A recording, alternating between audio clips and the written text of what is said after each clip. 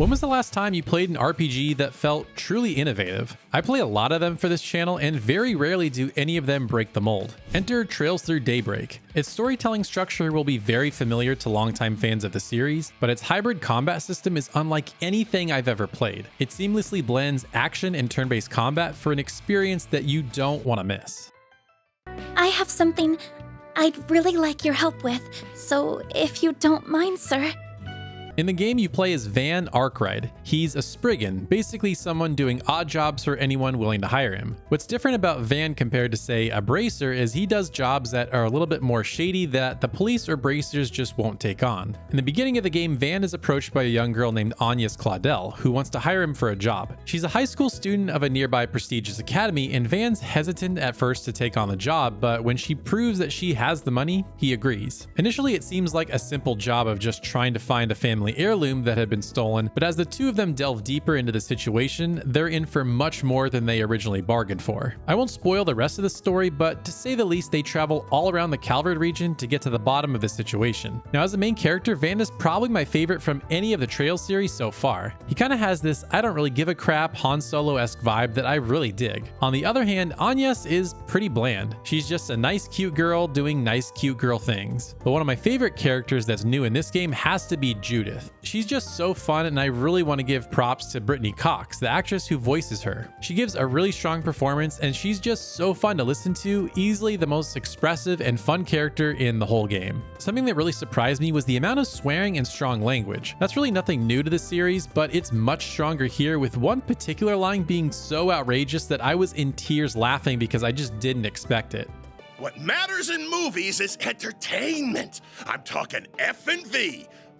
And violence, baby! Now, one of the most hotly debated talking points about this game is whether or not it's a good entry point if you're wanting to get into the Trail series. The last big arc did complete for the most part, and while you don't need a ton of knowledge going into this one, you will miss out on Easter eggs and past character appearances. But to give you a definitive answer, you could easily jump in here and totally understand everything that's going on. In fact, from the main menu, the game gives you this very in-depth glossary and summarizes the whole timeline of this world, a little bit of what happened in each game, and breaks down what certain words and terms mean. It's very thorough, so if you want a quick refresher or catch-up course, this is a great way to do it. Obviously, you won't get as much out of the references and cameos if you haven't played the previous games. The overall structure of the game will feel very familiar to fans of the Trails series, as for the most part, each chapter consists of one particular zone, doing one main quest, and then doing a series of side quests along the way, usually culminating in a dungeon and a boss at the end. This could be good or bad depending on your perspective. As someone that's dabbled in each of the sub-series from the Sky trilogy up until the recent Crossbell duology, I was really hoping that Daybreak would mix up the formula a bit here. However, I'm sad to say that they didn't, and that left me pretty disappointed, as I felt this was kind of getting stale. However, if you're a longtime fan of the series, you'll be right at home. Calvert has been a region that fans have been wanting to go to for a very long time, so when the game goes in depth into all the little nitty-gritty details of each new city, each new town, the politics, etc., I'm sure fans will love it. However, for someone like me that gets bored with that kind of stuff, I literally fell asleep during some of the cutscenes. I really wish they would have mixed things up here and made this a tighter experience. However, that's just not the case. In terms of how the story is actually presented, the game does a really weird thing that never stopped bothering me. Sometimes for important cutscenes, it will be fully voiced. However, if there's a new character introduced or just whenever the game feels like it, a few characters will be voiced and then other characters just aren't. It's very jarring and very bizarre. I understand that it's probably for budgetary reasons, but it doesn't stop the fact that it feels strange every single time.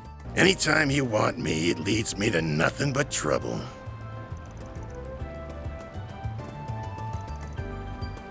You kidding me? I would have made bank from that old hag if you hadn't gotten my way. Overall, if you're a longtime Trails fan, you're probably going to love this game, as I'm sure you've been waiting for this next arc of the saga, and it's filled with interesting lore and cameos. For new fans, you might not be as hooked by the story, but you'll certainly be drawn in with its incredible hybrid combat system. Target locked! You're trapped!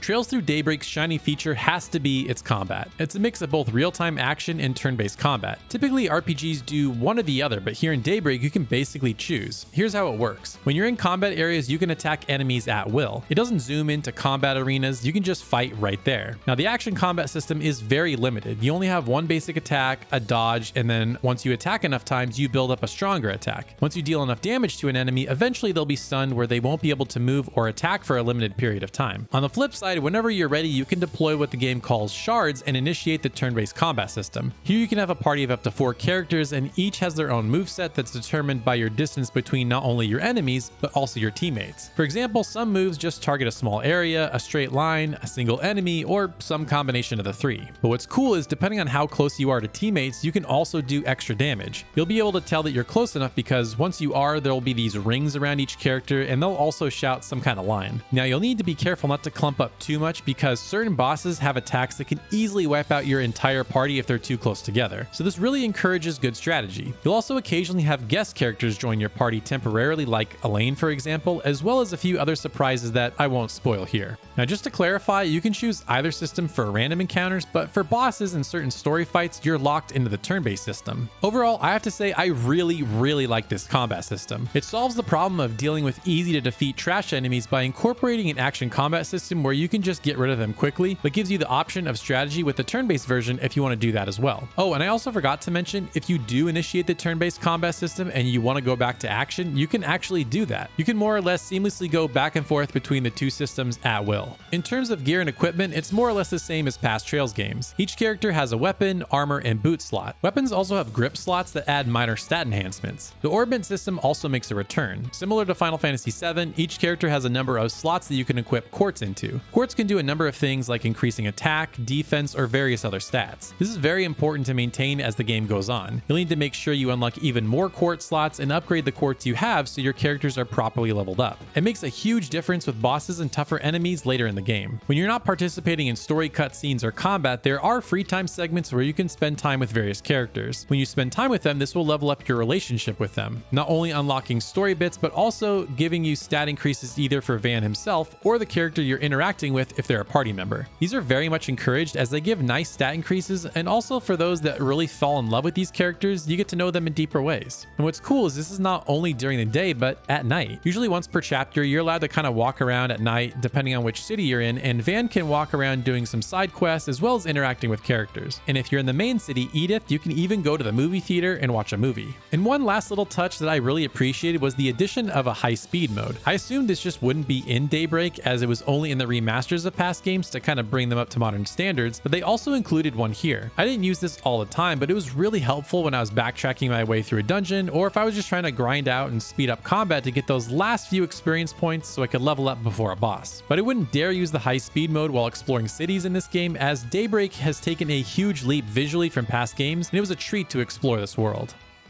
You sure got the looks of a grown woman, but the way you carry yourself says it all.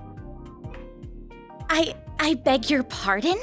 The Trails games have never been the best looking games, but compared to past entries, Daybreak looks noticeably better. All the characters have more detail in their designs, they animate much smoother, the cities are bigger and more detailed, and overall it's just a way better looking game. I know in terms of gaming broadly, we're way past this being impressive, but what I was impressed with here was whenever you walk into interiors, there's no loading. You just push open the door and you're in the building. Whenever you're trying to explore and knock out a bunch of side quests, this is just so nice. The region of Calvert is very diverse with different cities. Edith is much more of a modern city, but then you go to something that's more Middle Eastern inspired, as well as something that's more inspired by China. They were all a joy to explore. So if you like going on grand adventures in JRPGs where each town you go to is really different compared to the last one, you're gonna get a kick out of Daybreak. Another area where Daybreak doesn't disappoint is in its music. Falcom has always had incredible music in its games, and with Daybreak, it might be some of the best in the entire Trail series. There's such a wide variety of awesome combat tracks, everything from something more electric and synthy, and then you have those rocking tracks that you might expect from something like an Ys game. But no matter what you're doing, whether it's sitting through a cutscene, exploring a town, or battling through combat, all the music here is absolutely incredible.